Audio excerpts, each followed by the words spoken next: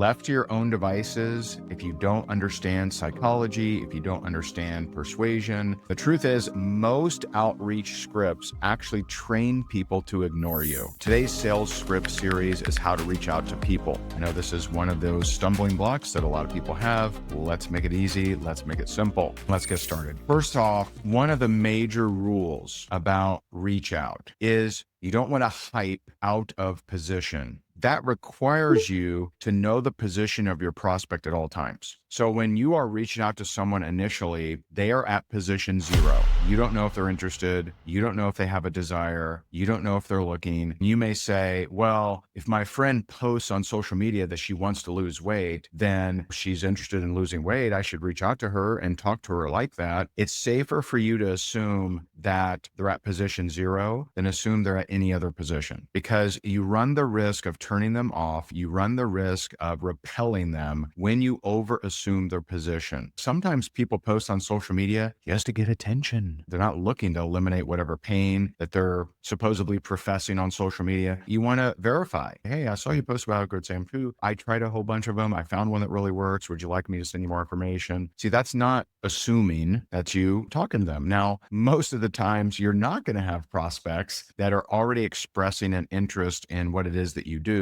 So you're going to have to start from scratch. There's really two primary categories of prospects that you could reach out to, and that's warm market and cold market. Some people have different definitions of warm market. Most people, they think about warm market as friends and family. Well, the late great Mark Yarnell, he considered your warm market was actually anyone you shared a past occupation or career with. So he was a former paraglider pilot. He reached out to paraglider pilots that he didn't know, but he considered them his warm market because he felt like he knew them so well. That's an interesting way to look at it, because those of you who are nurses or teachers or whatever, you have an extremely large warm market if you consider that. Personally, I think that's a healthy thing to consider, that anyone you have a past shared occupation or career with, that's, you could consider them warm market. This again is a reminder to don't hype over the position of the prospect. So assume warm market, cold market, friend, family, shared past occupation. Assume that they are at position 0, which means we don't know if they have any level of desire to solve their problems, solve their pain, achieve a desire, join your thing, buy your stuff. Let's assume we don't have any of that. When it comes to warm market, don't overhype their position. Don't over assume. In fact, some people are confused by the definition of spam. Spam is over assuming the position of the prospect. So when you post on your social media page and you say things like, this opportunity is amazing and it's so awesome, guys, you got to reach out to me to blah, blah, blah. That is spam. That is absolutely spam. You're over assuming the position of the prospects that are seeing that post. It's completely spam. Don't do it. Don't do it. Instead, you want to qualify or sort. Instead of trying to close everyone, you want to see who's open. You want to be individually reaching out to your warm market, your friends and family members, not to chase them, not to bug them, not to bother them, not to plead with them or pretty please them or be desperate or eager, any of that stuff. When you reach out, you should not care if they sign up or not.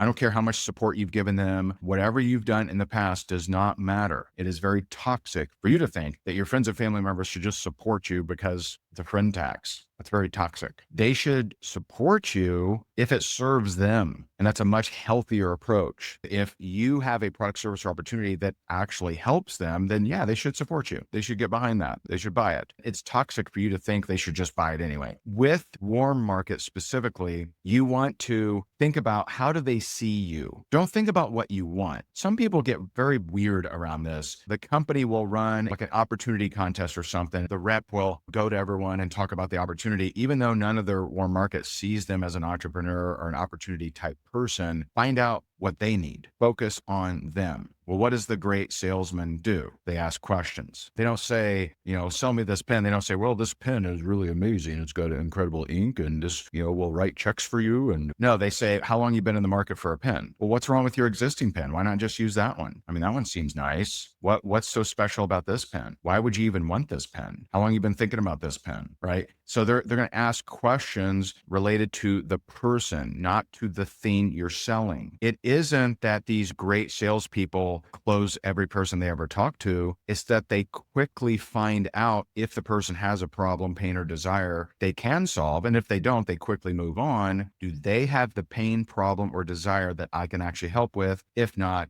then I mosey on. If someone does have the pain, problem, or desire that I can help with, and they expand that pain, problem, or desire, they get it crystal clear, they expand it in their mind, and then they talk about the solution. When it comes to friends and family, you need to ask yourself, how do my friends and family see me? Do they see me as an entrepreneur? Is that a natural thing? Or have I never talked about opportunity or making money with my friends and family, and it would be weird if I did now? So you need to lead based on how they see you, not on what you want or what your company contest wants, but how do they see you? Now, what you should never do is lead with both. If you have a multi-tiered option, never lead with both, because you don't know what they're shooting down. If you say, hey, I'm part of a revolutionary health thing and you can also make money at it, don't do that, because now you don't know, are they shooting down the opportunity or are they shooting down the product? You can always roll from one to the other, but you should never lead with both. So don't lead with health and wealth. Don't lead with make money and travel, right? Lead with one. If they say no to that, roll to the other. Okay. Now that may sound weird, because you might say, well, Ray, if they turn down the service or product, why the hell would they be interested in selling the thing? You'd be surprised. You'd be surprised. You think, well, if they don't want the service or product, they're not going to join the opportunity. That would be false. Some will. I'm not saying everyone will. But what you would do is say, hey,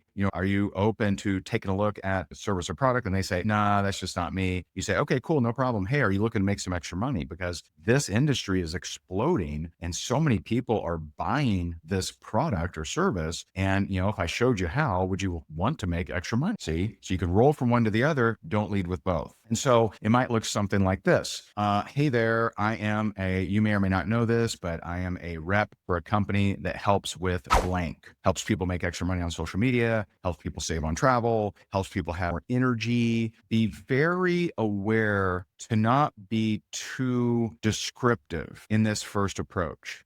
Don't overdo this. This should be a short script, this initial reach out. Talk about benefit. What is the benefit? Okay. Not what's the ingredients in the bottle, not what's the features of the product or service, but what's the actual benefit? Is it lose weight? Is it have more energy? Is it save on travel? What does it do? So this initial reach out should be focused on what it does, not what it is. So don't over explain it. And this should be a very short script. Remember, I started this video saying that most outreach scripts actually train people to ignore you. So when you send this big, long diatribe about how it's awesome and patent pending and ground floor and next Netflix and, all that stuff, it's just like, oh, it's like sorting junk mail over the trash can. Also, you do want to get to the point. Even if you haven't talked to someone in a long time, don't say, hey, how you doing? How's little Timmy? Oh, little Timmy just graduated college, right? Don't start with that. Here's a great script for you. If you haven't reached out to someone in a long time, you haven't talked to them in a long time, and that is, hey, it's been too long. I would love to catch up with you, but listen, I am focused on a project that I'm doing, and this project helps with blank, and your name popped into my head. I'm very focused on this. I wanted to see, would you be at all open to taking a look at what I'm doing? If not, totally cool. And I want to catch up either way. Now, here's the key to that. If they say no, still catch up. So if they say, nah, no, thanks. I say, okay, cool, no problem. When would be a good time for us to catch up? I want to hear what's going on. Again, it's been too long. Let me know. When you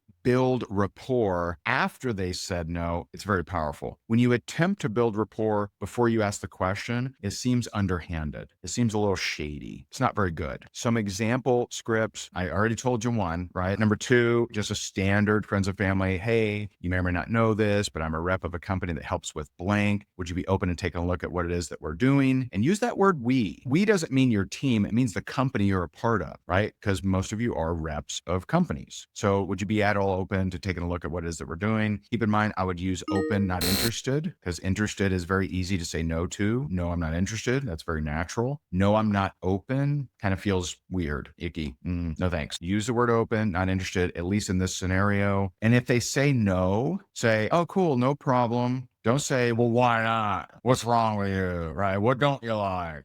All right, don't do that. It's just weird and awkward. We don't need to know why not. Just say, okay, cool, no problem. Hey, do you know anyone that does want to blank? Insert the benefit you mentioned previously. Now, I'm going to give you one quick script for cold market. When you're reaching out to cold market, just know they don't want you to beat around the bush because you don't. They want you to get to the point. When you reach out to cold market message, these are people that don't know you at all. They don't know you from Adam. You want to get to the point. There's two things you must include in your script, and that is, what do you want and why are you messaging them? If you don't include why you're messaging them, then they think you're just spitting out AI messages and bots, and they'll just ignore it even if they are interested. They're like, oh, it's a bot, right? No one wants to be duped by a bot. You need to include that, okay? It's not enough to just say, hey, we have this great thing that can make extra money. It's not enough. Why them? Why personally them? Very important. The three places that I like for that is location, occupation, or intelligent comment. Now, if you do intelligent comment, I would combine it with occupation. I'm going to give you that script. Let's say that you're wanting to locate high-powered women. You would ask yourself,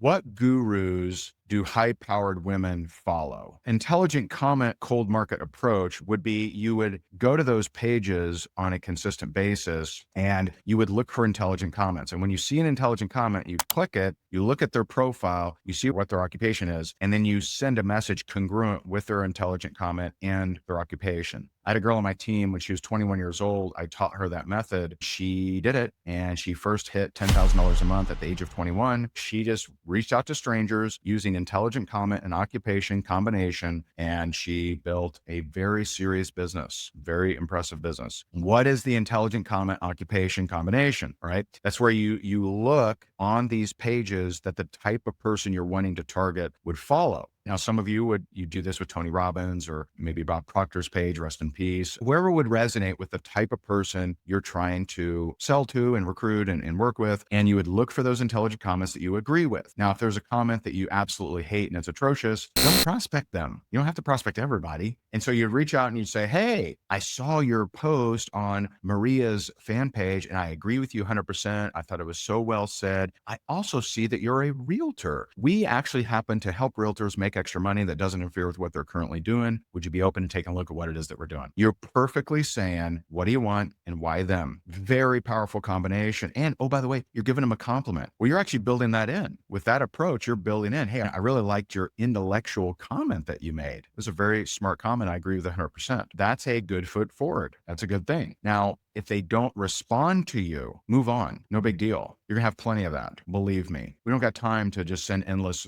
follow-ups to everybody when you do this kind of approach. If they respond with a no, you say, hey, no problem. Do you know anyone that does want to insert benefit here, whatever benefit you're leading with? And if they say yes, you're typically going to say, well, I have a video that does a better job than I could do of explaining it. Can I send that over to you? Okay. You're going to take it from there. What if you had more of your people reaching out to people? You would make more money. That is a fact. And so I appreciate you so very much. God bless you. And I'll talk to you soon. Bye for now.